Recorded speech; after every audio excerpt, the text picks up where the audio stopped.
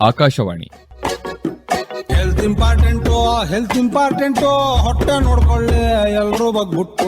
ಸಾರ್ವಜನಿಕರಿಗೆ ಆರೋಗ್ಯ ಅರಿಕೆ ಅರಿವು ಮೂಡಿಸುವ ವಿಶೇಷ ಕಾರ್ಯಕ್ರಮ ಸರಣಿ ಎಲ್ಲರಿಗೂ ಆರೋಗ್ಯ ಸಲಹೆ ಒಳಗೊಂಡ ಕಾರ್ಯಕ್ರಮ.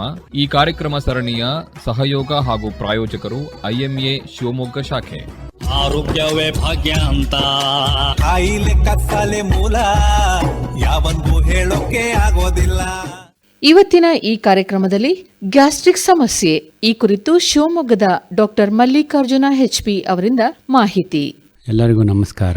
ನಾವು IMA ಶಿವಮೊಗ್ಗ ಶಾಖೆಯಿಂದ ಆರೋಗ್ಯದ ಮಾಹಿತಿಯನ್ನು ಕೊಡಲು ಬಂದಿದ್ದೇವೆ. ನನ್ನ ಹೆಸರು ಡಾಕ್ಟರ್ ಮಲ್ಲಿಕಾರ್ಜುನ, ಮುಖ್ಯ ಪ್ರಾಧ್ಯಾಪಕರು, ಸುಬ್ಬಯ್ಯ ಮೆಡಿಕಲ್ ಕಾಲೇಜ್ ಶಿವಮೊಗ್ಗ. ಸಣ್ಣ ಘಟನೆ ಬಗ್ಗೆ ಹೇಳುತ್ತೇನೆ. ಅದೇನು ಅಂದರೆ, ಒಬ್ಬ ರೋಗಿ ಹೊಟ್ಟೆ ನೋವು ಅಂತ ಬಂದಿದ್ದ. ಅವನು ಒಂದು 2-3 ವರ್ಷದಿಂದ ಮೆಡಿಕಲ್ ಶಾಪಲ್ಲಿ ಹೋಗೋದು, ಟ್ರೀಟ್ಮೆಂಟ್ ತೊಗೊಳೋದು ಬರೋದು ಆ ಥರ ಮಾಡ್ತಾ ಇದ್ದ. ಒಂದು ದಿವಸ ತುಂಬ ಸುಸ್ತಾಗಿ ತೊಂದರೆ ಆಗಿ ಬಂದು ನಮ್ಮಲ್ಲಿ ಅಡ್ಮಿಟ್ ಆದ. ಫರ್ದರ್ ಟೆಸ್ಟ್ ಮಾಡಿ ನೋಡಿದಾಗ ಅವನಿಗೆ ಅಲ್ಸರ್ ಇದೆ ಅಂತ ಗೊತ್ತಾಯಿತು. ಸೊ ಈ ಅಲ್ಸರ್ ಏನು ಅಂದರೆ ಗ್ಯಾಸ್ಟ್ರಿಕ್ ಅಲ್ಸರ್ ಅಂತ ಹೇಳ್ತೀವಿ. ಇದಕ್ಕೆ ಗ್ಯಾಸ್ಟ್ರೈಟಿಸ್ ಅಂತ ನಾವು ಮೆಡಿಕಲ್ ಟರ್ಮಿನಾಲಜಿಯಲ್ಲಿ ಹೇಳ್ತೀವಿ, ಅಂದರೆ ಹೊಟ್ಟೆ ಉರಿ ಅಂತ. ಈ ಹೊಟ್ಟೆ ಉರಿ ಹೇಗೆ ಬರುತ್ತೆ?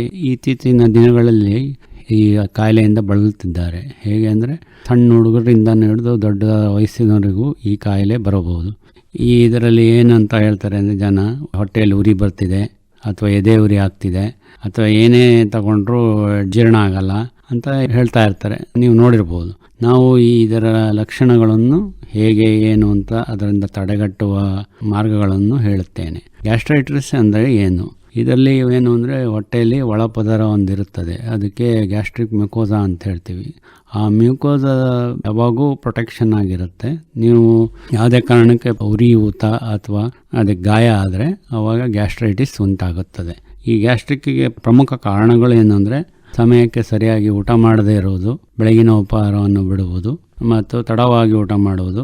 ಅದರಿಂದ ಏನಾಗುತ್ತೆ ಅಂದರೆ, ಹೊಟ್ಟೆಯಲ್ಲಿ ಈ ಆ್ಯಸಿಡ್ ಪ್ರೊಡಕ್ಷನ್ನು ತುಂಬ ಜಾಸ್ತಿ ಆಗುತ್ತೆ. ಸೊ ಆ್ಯಸಿಡ್ ಪ್ರೊಡಕ್ಷನ್ ಜಾಸ್ತಿ ಆದಾಗ ಅದು ಗ್ಯಾಸ್ಟ್ರಿಕ್ ಆಗುತ್ತೆ. ಅತಿಯಾದ ಖಾರ ತಿನ್ನೋದು, ಎಣ್ಣೆಯುಕ್ತ ಪದಾರ್ಥಗಳನ್ನು ತಿನ್ನೋದು, ಹೆಚ್ಚು ಮಸಾಲೆ, ಆವಾಗ ಗ್ಯಾಸ್ಟ್ರಿಕ್ ಆಗುತ್ತೆ.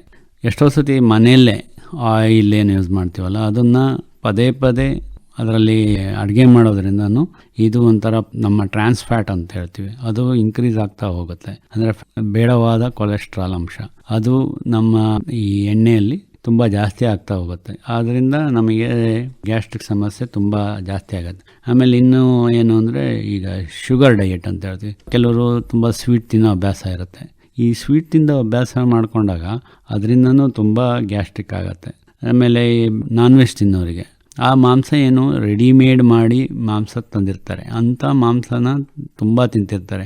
ಈಗ ಶಾಪಲ್ಲಿ ಹೋಗಿ ನೀವು ಮಾಂಸ ತೊಗೊಂಬಂದು ಅದನ್ನು ಅಡುಗೆ ಮಾಡಿಬಿಟ್ಟು ತಿಂದರೆ ಅಷ್ಟು ತೊಂದರೆ ಆಗೋಲ್ಲ. ಕೆಲವು ಸತಿ ಏನು ಮಾಡ್ತಾರೆ, ಶಾಪಿಗೆ ಹೋಗ್ತಾರೆ, ಅಲ್ಲಿ ರೆಡಿಯಾಗಿ ಇಟ್ಟಿರ್ತಾರೆ, ಎಷ್ಟೋ ದಿವಸದಿಂದ ಪ್ಯಾಕ್ ಮಾಡಿಟ್ಟಿರ್ತಾರೆ. ಅದೇನು ಜಸ್ಟು ತೊಗೊಂಬರೋದು, ಬಿಸಿ ಮಾಡೋದು, ಆ ಥರ ತಿನ್ನೋದು. ಅದು ಮಟನ್ನು ಚಿಕನ್ನಲ್ಲೂ ಇದೆ. ಸೊ ಬರೀ ವೆಜಿಟೇರಿಯನ್ಸ್ ಅಲ್ಲ, ಅದರಲ್ಲೂ ಇದೆ.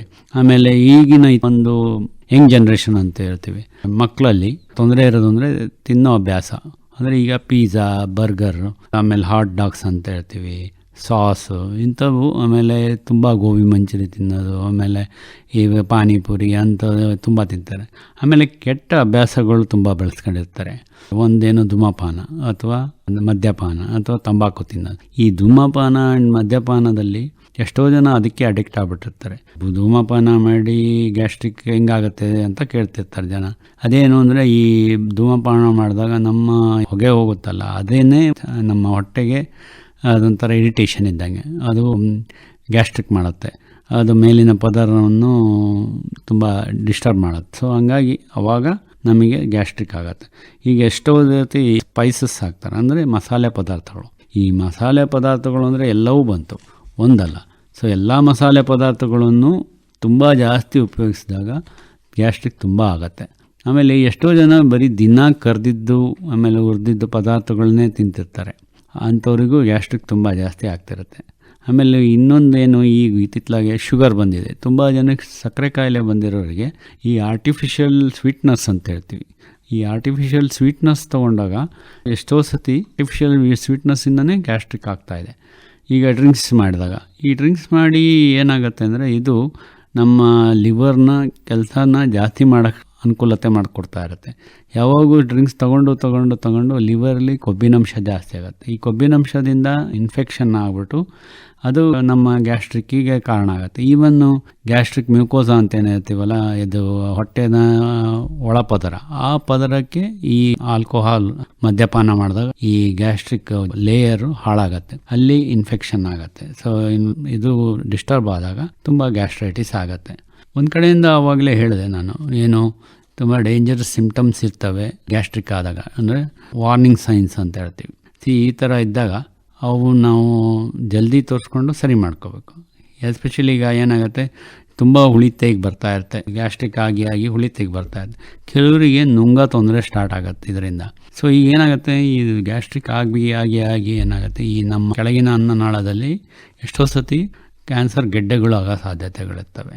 ಸೊ ಇನ್ನೊಂದೇನು, ತುಂಬ ಗ್ಯಾಸ್ಟ್ರಿಕ್ ಆಗಿ ತುಂಬ ವರ್ಷದಿಂದ ಇದ್ದು ನಾವು ಮ್ಯೂಕೋಸಾ ಹಾಳಾಗಿ ಅಲ್ಸರ್ ಆದಾಗ, ಅಂದರೆ ಗಾಯ ಆಗಿರುತ್ತೆ, ಆ ಅಲ್ಸರ್ ಆದಾಗ ಅದು ನೀವು ಚಿಕಿತ್ಸೆ ತಗೊಳ್ಳಿಲ್ಲ ಅಂದರೆ ಅದು ನಮ್ಮಲ್ಲಿ ಎಷ್ಟೋ ಸತಿ ಕ್ಯಾನ್ಸರಿಗೆ ತಿರುಗೋವಂಥ ಪರಿಣಾಮ ಇರುತ್ತೆ. ಸೊ ಅದನ್ನು ಅವಾಯ್ಡ್ ಮಾಡಬೇಕು ಅಂದರೆ ಹೆಚ್ಚಿನ ಮಟ್ಟಿನಲ್ಲಿ ಗ್ಯಾಸ್ಟ್ರಿಕ್ ಆದಾಗ ನೀವಾಗೆ ಮೆಡಿಸಿನ್ ಮಾಡೋದಕ್ಕಿಂತ ನೀವು ಬಂದು ತೋರಿಸಿ ಸರಿಯಾಗಿ ಚಿಕಿತ್ಸೆ ಮಾಡಿಕೊಂಡ್ರೆ ನಾವು ಇದನ್ನೆಲ್ಲ ತಡೆಗಟ್ಬೋದು. ಅವಾಗ ಇನ್ನೊಂದೇನು ಅಂದರೆ, ರಕ್ತ ಕಮ್ಮಿ ಇರುತ್ತೆ. ಎಷ್ಟೋ ಸತಿ ಮನುಷ್ಯ ಗ್ಯಾಸ್ಟ್ರಿಕ್ ಆಗಿ ರಕ್ತ ಕಮ್ಮಿ ಆಗಿರುತ್ತೆ. ಇದ್ಯಾಕೆ ಅಂದರೆ ಆಹಾರದಲ್ಲಿ ಊಟ ಮಾಡಿದ್ದು ಐರನ್ ಅಂತ ಇರುತ್ತೆ. ಈ ಐರನ್ನು ನಮಗೆ ನಮ್ಮ ಹಿಮೋಗ್ಲೋಬಿನ್ ಫಾರ್ಮೇಷನ್ ಆಗಬೇಕು ಅಂದರೆ ಐರನ್ ಬೇಕೇ ಬೇಕು. ಸೊ ಇದೇನಾಗುತ್ತೆ, ಗ್ಯಾಸ್ಟ್ರಿಕ್ ಆಗಿ ಅದು ಸರಿಗೆ ಜೀರ್ಣ ಆಗೋದಿಲ್ಲ. ಜೀರ್ಣ ಆಗಲ್ಲ ಅಂದ್ಕೂಡಲೇ ಮನುಷ್ಯನಲ್ಲಿ ರಕ್ತ ಕೊರತೆ ಆಗುತ್ತೆ. ಈ ರಕ್ತ ಕೊರತೆ ಆದಾಗ ತುಂಬ ಮನುಷ್ಯ ಸುಸ್ತಾಗೋದು, ತಲೆ ತಿರುಗಿ ಬೀಳೋದು ಎಲ್ಲ ಆಗ್ಬೋದು. ಸೊ ಈ ಥರದ್ದು ಅವಾಯ್ಡ್ ಮಾಡೋಕ್ಕೆ ನಾವು ಯಾವಾಗೇ ತುಂಬ ಗ್ಯಾಸ್ಟ್ರಿಕ್ ತುಂಬ ವರ್ಷದಿಂದ ಇದೆ ಅಂದರೆ, ನಿಮಗೆ ರಕ್ತ ಕಮ್ಮಿ ಇದೆ ಅಂದರೆ ಆದಷ್ಟು ಬೇಗ ಡಾಕ್ಟ್ರನ್ನ ಕಂಡು ಅದಕ್ಕೆ ಚಿಕಿತ್ಸೆ ತಗೋಬೇಕು. ಇಲ್ಲ ಅಂದರೆ ಅದರ ದುಷ್ಪರಿಣಾಮಗಳು ಜಾಸ್ತಿ ಆಗ್ತಾ ಹೋಗ್ತವೆ. ಇನ್ನೊಂದೇನು ಅಂದರೆ, ಮಾತ್ರೆಗಳು, ತುಂಬ ಮಾತ್ರೆಗಳು ತಿಂತಾ ಇರ್ತಾರೆ. ಹೇಗೆ ಅಂದರೆ, ಯಾವುದೋ ಒಂದು ನೋವಿರುತ್ತೆ, ನೋವಿನ ಮಾತ್ರೆಗಳು ಸುಮ್ಮನೆ ಪದೇ ನುಂಗ್ತಾನೆ ಇರ್ತಾರೆ. ಅಂಥವರಿಗೆ ಗ್ಯಾಸ್ಟ್ರಿಕ್ ಆಗುತ್ತೆ. ಆಮೇಲೆ ಬ್ಯಾಕ್ಟೀರಿಯಾ ಸೋಂಕು ಅಂತ ಹೇಳ್ತೀವಿ, ಹೆಲಿಕೋಬ್ಯಾಕ್ಟರ್ ಪೈಲೋರಿ ಅಂತ ಒಂದು ಬ್ಯಾಕ್ಟೀರಿಯಾ ಇದೆ. ಆ ಬ್ಯಾಕ್ಟೀರಿಯಾ ನಮ್ಮ ಹೊಟ್ಟೆ ಮೇಲೆ ಆ್ಯಕ್ಟ್ ಆದಾಗ ಗ್ಯಾಸ್ಟ್ರೈಟಿಸ್ ಆಗುತ್ತದೆ. ಸೊ ಮತ್ತು ಬೇರೆ ಅಂದರೆ ಧೂಮಪಾನ, ಮದ್ಯಪಾನ, ಇವೆರಡರಿಂದನೂ ತುಂಬ ಗ್ಯಾಸ್ಟ್ರಿಕ್ ಆಗುತ್ತದೆ. ಜೊತೆಗೆ ಈ ತಂಬಾಕು ಸೇವನೆ, ಅದರಿಂದನೂ ತುಂಬ ಗ್ಯಾಸ್ಟ್ರಿಕ್ ಆಗುತ್ತೆ. ಇನ್ನೊಂದು ಮುಖ್ಯವಾದ ಕಾರಣ ಏನು ಅಂದರೆ, ನಮ್ಮ ಹೊಟ್ಟೆದು ಮಾನಸಿಕ ಒತ್ತಡ ಅಂತ ಹೇಳ್ತೀವಿ. ಮನುಷ್ಯನ ಮಾನಸಿಕ ಒತ್ತಡ ಹಾಗೂ ಚಿಂತೆ ಈಡಾಗಿದ್ದರೆ ಅವನಲ್ಲಿ ಈ ಗ್ಯಾಸ್ಟ್ರಿಕ್ ಜ್ಯೂಸ್ ಅನ್ನೋದು ಏನಿರುತ್ತೆ, ಆಮ್ಲ ಅಂತ ಏನು ಹೇಳ್ತೀವಲ್ಲ ಹೊಟ್ಟೆಯಲ್ಲಿ, ಅದು ಜಾಸ್ತಿ ಬರುತ್ತೆ. ಸೊ ಅದರಿಂದನೂ ತುಂಬ ಗ್ಯಾಸ್ಟ್ರಿಕ್ ಆಗುತ್ತೆ. ಆಮೇಲೆ ಎಷ್ಟೊಂದು ಜನ ಹೊರಗಡೆ ಬೀದಿ ಬದಿಯಲ್ಲಿ ತಿಂತಾ ಇರ್ತಾರೆ, ಅಂಥವರು ತುಂಬ ಗ್ಯಾಸ್ಟ್ರಿಕ್ ಆಗುತ್ತೆ. ಯಾಕೆಂದರೆ ಅವರು ಎಣ್ಣೆ ಕರೆದಿದ್ದನ್ನು ಪದೇ ಉಪಯೋಗಿಸ್ತಾ ಇರ್ತಾರೆ. ಆ ಪದೇ ಉಪಯೋಗಿಸೋದ್ರಿಂದ ತುಂಬ ಗ್ಯಾಸ್ಟ್ರಿಕ್ ಆಗುತ್ತದೆ. ಇದನ್ನು ಮುಖ್ಯ ಲಕ್ಷಣಗಳು ಏನು ಅಂದರೆ, ಹೊಟ್ಟೆಯ ಮೇಲ್ಭಾಗದಲ್ಲಿ ಅಥವಾ ಎದೆ ಕೆಳಭಾಗದಲ್ಲಿ ಉರಿ ಅಥವಾ ನೋವು ಬರುತ್ತದೆ. ಊಟ ಮಾಡಿದ ತಕ್ಷಣ ಹೊಟ್ಟೆ ಉಬ್ಬರಿಸಿದಂತೆ ಆಗುತ್ತದೆ. ಹಸಿವು ಕಮ್ಮಿ ಆಗುವುದು, ಸ್ವಲ್ಪ ತಿಂದ ತಕ್ಷಣ ಹೊಟ್ಟೆ ತುಂಬುವುದು. ಆಮೇಲೆ ಹುಳಿ ತೇಗ್ ಬರೋದು, ವಾಕರಿಕೆ, ವಾಂತಿ ಇವೆಲ್ಲ ಆಗುತ್ತೆ. ನಾಲಿಗೆ ಮೇಲೆ ಬಿಳಿ ಪದರ ಕಟ್ಟೋದು, ಬಾಯಿ ದುರ್ವಾಸನೆ ಬರೋದು, ಇಂಥವೆಲ್ಲ ತೊಂದರೆಗಳು ಆಗ್ತಾ ಇರ್ತವೆ. ಇವನ್ನೆಲ್ಲ ಹೇಗೆ ಇದು ಮಾಡ್ಬೋದು, ಸರಿಯಾದ ಸಮಯಕ್ಕೆ ಚಿಕಿತ್ಸೆ ಪಡೆದ್ರೆ ಮುಂದೆ ಅಲ್ಸರ್ ಆಗೋದನ್ನು ನಾವು ತಪ್ಪಿಸ್ಬೋದು. ಇದಕ್ಕೆ ಪರಿಹಾರ ಅಥವಾ ತಡೆಗಟ್ಟುವಿಕೆ ಎರಡೂ ಮಾಡ್ಬೋದು. ಹೇಗೆಂದರೆ ಜೀವನ ಶೈಲಿಯನ್ನು ಬದಲಾಯಿಸ್ಕೋಬೇಕು. ಹೇಗೆ ಅಂದರೆ ಸಮಯಕ್ಕೆ ಸರಿಯಾಗಿ ಊಟ ಮಾಡಬೇಕು, ಖಾಲಿ ಹೊಟ್ಟೆಯಲ್ಲಿ ಇರಬಾರ್ದು, ಬೆಳಗಿನ ತಿಂಡಿ ಅಂತೇಳಿ ಹೇಳ್ತೀವಲ್ಲ ತಪ್ಪಿಸ್ಬಾರ್ದು. ಇದರಿಂದ ನಾವು ಗ್ಯಾಸ್ಟ್ರಿಕ್ ಸಮಸ್ಯೆ ಕಮ್ಮಿ ಮಾಡ್ಬೋದು. ಸಾಕಷ್ಟು ನೀರು ಕುಡಿಬೇಕು. ದಿನಕ್ಕೆ 2.5 ಅಥವಾ 3 ಲೀಟ್ರ್ ನೀರು ಕುಡಿಬೇಕಾಗತ್ತೆ. ಎಳ್ನೀರು, ಸೌತೆಕಾಯಿ, ಮಜ್ಜಿಗೆ ಈ ಥರ ತಗೊಂಡಾಗ ಹೊಟ್ಟೆ ತಂಪಾಗಿರುತ್ತೆ. ಈ ಥರದ ತಗೊಂಡಾಗ ಸ್ವಲ್ಪ ಗ್ಯಾಸ್ಟ್ರಿಕ್ ಅವಾಯ್ಡ್ ಮಾಡ್ಬೋದು. ಆಮೇಲೆ ಸರಳ ಆಹಾರ ಅಂತ ಹೇಳ್ತೀವಿ, ಸಪ್ಪೆ ಊಟ ಅಥವಾ ತಿಳಿ ಆಹಾರ ಅಂತ ಹೇಳ್ತೀವಿ. ಖಾರ ಕಮ್ಮಿ, ಎಣ್ಣೆ, ಮಸಾಲೆ ಪದಾರ್ಥಗಳು ಕಮ್ಮಿ ಇರೋವಂಥ ಪದಾರ್ಥಗಳು ತಗೋಬೇಕು. ಆದಷ್ಟು ಈ ಹೊರಗಡೆ ಹೋಟ್ಲಲ್ಲಿ ಊಟ ಮಾಡೋದು ಅಥವಾ ಬೀದಿ ಬದಿಯಲ್ಲಿ ಊಟ ಮಾಡುವಂಥ ಪದಾರ್ಥಗಳನ್ನು ನಿಲ್ಲಿಸಬೇಕು. ಆದಷ್ಟು ಮನೆಯಲ್ಲಿ ಊಟ ಮಾಡಿದರೆ ಒಳ್ಳೆಯದು. ಇನ್ನೊಂದೇನು ಅಂದರೆ ಕಾಫಿ, ಟೀ. ಇದು ಎಷ್ಟೋ ಸತಿ ಕಾಫಿ ಟೀ ತುಂಬ ಕುಡಿತಾ ಇರ್ತಾರೆ, ಅಂಥವರಿಗೂ ಗ್ಯಾಸ್ಟ್ರಿಕ್ ತುಂಬ ಆಗುತ್ತೆ. ಅದನ್ನು ಆದಷ್ಟು ನಿಲ್ಲಿಸಬೇಕು. ಅದರಲ್ಲೂ ಏನು ಅಂದರೆ, ಕಾಫಿ ಟೀ ಬೆಳಗ್ಗೆ ಎದ್ದ ಕೂಡಲೇ ಎಷ್ಟೋ ಜನ ಕುಡಿಯೋ ಅಭ್ಯಾಸ ಇರುತ್ತೆ, ಅಂಥವ್ರನ್ನ ನಿಲ್ಲಿಸ್ಬೇಕಾಗತ್ತೆ. ರಾತ್ರಿ ಒಂದು ಬೇಗ ಊಟ ಮಾಡಿದರೆ ಒಳ್ಳೆಯದು. ಅಂದರೆ 2 ಗಂಟೆ ನಿದ್ದೆಗೆ ಮುಂಚೆ ಊಟ ಮಾಡಬೇಕು. ಇದರಿಂದ ನಮಗೆ ಗ್ಯಾಸ್ಟ್ರಿಕ್ ಆಗೋ ಸಮಸ್ಯೆನ ಕಮ್ಮಿ ಮಾಡ್ಬೋದು. ಹೇಗೆ ಅಂದರೆ, ಈ ಊಟ ಮಾಡಿದ ಮೇಲೆ ಸ್ವಲ್ಪ ಗ್ಯಾಸ್ಟ್ರಿಕ್ ಆಗೇ ಆಗುತ್ತೆ ಎಲ್ಲರಿಗೂ. ಊಟ ಮಾಡಿ ಮಲಗಿದ ಕೂಡಲೇ ಇನ್ನೂ ಜಾಸ್ತಿಯಾಗಿ ಒತ್ತಡ ಬಂದು ಮೇಲಕ್ಕೆ ಬಂದು ಬಾಯಿಗೆ ಬರೋ ಸಾಧ್ಯತೆ ಇರುತ್ತೆ. ಮಲಗಿದಾಗ ಅದು ಎದೆ ಉರಿ ಎಲ್ಲ ಕಾಣಿಸ್ಕೊಳುತ್ತೆ. ಸೊ ಈ ಥರ ಆದಾಗ ಕೆಮ್ಮು ಬರೋದು ಮತ್ತು ರಾತ್ರಿ ನಿದ್ದೆಯಿಂದ ಎಚ್ಚರ ಆಗೋದು ಅಂಥವೆಲ್ಲ ಆಗುತ್ತೆ. ಸೊ ಅದಕ್ಕೆ ಇದನ್ನು ಆದಷ್ಟು ನೀವು ಪಾಲಿಸ್ಬೇಕು. ಅಂದರೆ ರಾತ್ರಿ ಊಟ ಜಲ್ದಿ ಮಾಡಬೇಕು. ಜೊತೆಗೆ ಒಂದು ಸಣ್ಣ ವಾಕ್ ಅಂತ ಹೇಳ್ತೀವಿ. ಊಟ ಮಾಡಿದ್ಮೇಲೆ ಒಂದು 100 ಮೀಟ್ರು ಅಥವಾ ಒಂದು 10 ನಿಮಿಷ ವಾಕ್ ಮಾಡಿದರೆ ಒಳ್ಳೆಯದು. ಸೊ ಅದರಿಂದನೂ ಸ್ವಲ್ಪ ಊಟ ಮಾಡಿರೋದು ಜೀರ್ಣ ಆಗುತ್ತದೆ, ಆಮೇಲೆ ಮಲಗ್ಬೋದು. ಈಗ ನಾನು ಹೇಳಿದೆ ಸ್ಟ್ರೆಸ್ ಆಗುತ್ತೆ, ಚಿಂತೆ ಮಾಡೋದು ಅಥವಾ ತುಂಬ ಒತ್ತಡದಲ್ಲಿರೋದು ಅಂತ ಹೇಳ್ತೀವಿ. ಈ ಒತ್ತಡನ ಹೇಗೆ ಕಮ್ಮಿ ಮಾಡ್ಕೊಳೋದು, ಆದಷ್ಟು ಚಿಂತೆ ಮಾಡೋದನ್ನು ಕಮ್ಮಿ ಮಾಡಬೇಕು. ಯೋಗ, ನಿದ್ದೆ, ಧ್ಯಾನ ಇವೆಲ್ಲ ಒಂದು ಒತ್ತಡ ನಿರ್ವಹಣೆಗೆ ನಮಗೆ ಬೇಕಾದ ವಸ್ತುಗಳು. ಇದನ್ನು ರೆಗ್ಯುಲರಾಗಿ ಮಾಡಬೇಕು. ದಿನ ಬೆಳಗ್ಗೆ ಎದ್ದು ಒಂದು ವ್ಯಾಯಾಮ ಮಾಡಬೇಕು, ಒಂದು ಅರ್ಧ ಗಂಟೆ ವೇಗವಾದ ನಡಿಗೆ ಇರಬೇಕು. ಇದರಿಂದ ಏನಾಗುತ್ತೆ, ನಮ್ಮ ಜೀರ್ಣಕ್ರಿಯೆ ಚೆನ್ನಾಗಾಗುತ್ತೆ. ಇದರಿಂದ ಎಷ್ಟೋ ಗ್ಯಾಸ್ಟ್ರಿಕ್ ಸಮಸ್ಯೆಗಳನ್ನು ನಾವು ಕಡಿಮೆ ಮಾಡ್ಬೋದು. ಕೊನೆಯದಾಗಿ ಏನು ಹೇಳಬೇಕು ಅಂದರೆ, ಮುಖ್ಯವಾಗಿ ಎಷ್ಟೋ ಜನ ಈ ಗ್ಯಾಸ್ಟ್ರಿಕ್ ಆದ ಕೂಡಲೇ ಮೆಡಿಕಲ್ ಶಾಪಿಗೆ ಹೋಗ್ತಾರೆ, ಆ್ಯಂಟಾಸಿಡ್ ಮಾತ್ರೆ ನುಂಗ್ತಾರೆ ಅಥವಾ ಗ್ಯಾಸ್ಟ್ರಿಕ್ ಮಾತ್ರೆ ಕೊಡಿ ಅಂತ ಹೇಳಿ ತೊಗೊಂಡು ನುಂಗ್ತಾರೆ. ಇದೇನಾಗುತ್ತೆ, ತಾತ್ಕಾಲಿಕವಾಗಿ ನಿಮಗೆ ಪರಿಹಾರ ಸಿಗುತ್ತೆ, ಆದರೆ ಇದರಿಂದ ಗುಣ ಆಗಲ್ಲ. ಸೊ ಅದಕ್ಕೇನು ಮಾಡಬೇಕು ಅಂದರೆ, ನೀವು ಡಾಕ್ಟ್ರ್ ಹತ್ರ ತೋರಿಸಿ ಅದಕ್ಕೆ ಸರಿಯಾಗಿ ಚಿಕಿತ್ಸೆ ಮಾಡಿದರೆ ಮಾತ್ರ ಗುಣ ಆಗುತ್ತೆ, ಇಲ್ಲಾಂದರೆ ಗುಣ ಆಗಲ್ಲ. ಕೆಲವು ಸತಿ ಡೇಂಜರ್ ಸೈನ್ ಅಂತ ಹೇಳ್ತೀವಿ.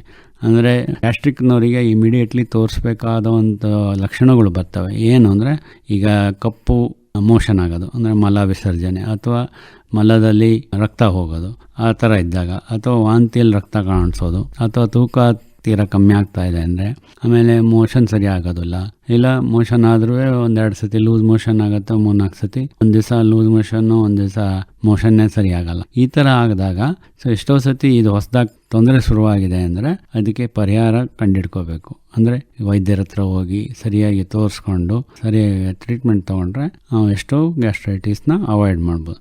ಈಗ ಆರೋಗ್ಯಕರವಾದ ಆಹಾರ ಪದ್ಧತಿ ಅಂತ ಹೇಳ್ತೀವಿ. ಊಟ ತಿಂಡಿ ನಾವು ಬಿಡಬಾರ್ದು, ಬೆಳಗ್ಗೆ ಎದ್ಕೊಳ್ಳೆ ತಿಂಡಿ ತಿನ್ನೋದು ಬಿಡಬಾರ್ದು.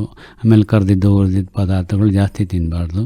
ಈಗ ಹೊರಗಡೆ ಹೋಟ್ಲಲ್ಲಿ ಅಥವಾ ಬೀದಿ ಬದಿಯ ಆಹಾರಗಳನ್ನು, ಇನ್ನೊಂದೇನು ಅಂದರೆ ಎಷ್ಟೋ ಈ ಪ್ಯಾಕೆಟ್ ಫುಡ್ ಬರ್ತವೆ, ಈಗ ಇನ್ಸ್ಟೆಂಟ್ ಮಿಕ್ಸ್ ಅಂತ, ಅಂದರೆ ತೆಗೆದುಬಿಟ್ಟು ಸೀದಾ ಬಿಸಿ ಮಾಡಿ ತಿನ್ಬೋದು. ಇಂಥ ಪದಾರ್ಥಗಳನ್ನು ಆದಷ್ಟು ಕಮ್ಮಿ ಮಾಡಬೇಕು. ಆಮೇಲೆ ಕಾರ್ಬೋನೇಟೆಡ್ ಡ್ರಿಂಕ್ಸ್ ಅಂತ ಹೇಳ್ತೀವಿ, ಎಲ್ಲಿ ಗ್ಯಾಸ್ ತುಂಬಿ ಕೋಲ್ಡ್ ಡ್ರಿಂಕ್ಸ್ ಮಾಡಿರ್ತಾರೆ ಅಂಥವೆಲ್ಲ ನಿಲ್ಲಿಸಬೇಕು. ಸೊ ಇಂಥವನ್ನು ತಗೊಂಡಾಗೂ ತುಂಬ ಗ್ಯಾಸ್ಟ್ರಿಕ್ ಆಗುತ್ತೆ. ಆಮೇಲೆ ಜೀವನ ಶೈಲಿ ಬದಲಾವಣೆ ಅಂತೇನು ಹೇಳಿದೆ, ದಿನ ವ್ಯಾಯಾಮ, ಆಮೇಲೆ ಮಲ್ಕೊಳಕ್ಕೆ ಮುಂಚೆ ಜಲ್ದಿ ಊಟ ಮಾಡೋದು, ದಿನ ವ್ಯಾಯಾಮ, ಆಮೇಲೆ ಯೋಗ, ಧ್ಯಾನ ಇಂಥವೆಲ್ಲ ಮಾಡಿದಾಗ ನಾವು ಆದಷ್ಟು ಗ್ಯಾಸ್ಟ್ರಿಕ್ ಸಮಸ್ಯೆನ ನಿಲ್ಲಿಸ್ಬೋದು, ಅಥವಾ ಅವಾಯ್ಡು ಮಾಡ್ಬೋದು. ಇದಕ್ಕೆ ಇದೇ ಪರಿಹಾರ, ಬೇರೆ ಏನು ಪರಿಹಾರ ಇರೋದಿಲ್ಲ. ನೀವಾಗಿ ಮೆಡಿಸಿನ್ ತೊಗೊಳೋದನ್ನು ಆದಷ್ಟು ನಿಲ್ಲಿಸಬೇಕು. ಸೊ ಇಷ್ಟೆಲ್ಲ ನೀವೆಲ್ಲರೂ ಕೇಳೋದಕ್ಕೆ ಧನ್ಯವಾದಗಳು. Thank you. ಇದುವರೆಗೂ ಗ್ಯಾಸ್ಟ್ರಿಕ್ ಸಮಸ್ಯೆ ಈ ಕುರಿತು ಶಿವಮೊಗ್ಗದ ಡಾಕ್ಟರ್ ಮಲ್ಲಿಕಾರ್ಜುನ HP ಅವರಿಂದ ಮಾಹಿತಿಯನ್ನ ಕೇಳಿದಿರಿ.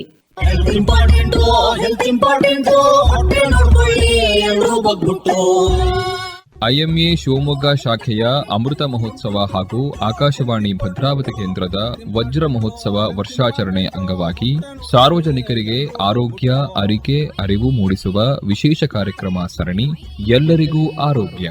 ಆರೋಗ್ಯ ಸಲಹೆ ಒಳಗೊಂಡ ಕಾರ್ಯಕ್ರಮ.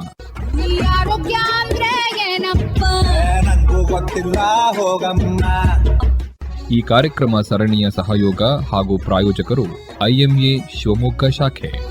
ಕೇಳುಗರೆ, ಈ ಕಾರ್ಯಕ್ರಮ ಸರಣಿ ಆಕಾಶವಾಣಿ ಭದ್ರಾವತಿ ಯೂಟ್ಯೂಬ್ ಚಾನೆಲ್ನಲ್ಲಿಯೂ ಲಭ್ಯವಿದೆ. ಕಾರ್ಯಕ್ರಮದ ನಿರ್ವಹಣೆ SR ಭಟ್, ಸಹಕಾರ ಸವಿತಾ S. ಕಾರ್ಯಕ್ರಮ ಆಕಾಶವಾಣಿ ಭದ್ರಾವತಿ ಕೇಂದ್ರದ ಕೊಡುಗೆ.